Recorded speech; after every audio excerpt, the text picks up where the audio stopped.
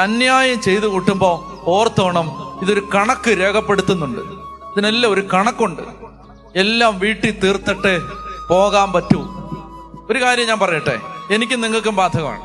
എനിക്കും നിങ്ങൾക്ക് ഒരുപോലെ ആപ്ലിക്കബിൾ ആണ്. എല്ലാ കടങ്ങളും ഒന്നുകിൽ ഇവിടെ വീട്ടണം, അല്ലെങ്കിൽ ശുദ്ധീകരണ സ്ഥലത്ത് വീട്ടണം.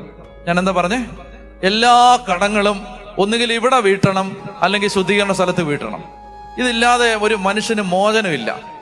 അതുകൊണ്ടാണ് ഈ കടങ്ങളുടെ പൊറുതിക്കും പാപങ്ങളുടെ മോചനത്തിനും എന്ന് പ്രാർത്ഥിക്കുന്നത്. ഈ കടമുണ്ട്, പാപം പൊറുക്കപ്പെട്ടാലും കടം കിടപ്പുണ്ട്. കടം മനസ്സിലാവുന്നുണ്ടോ?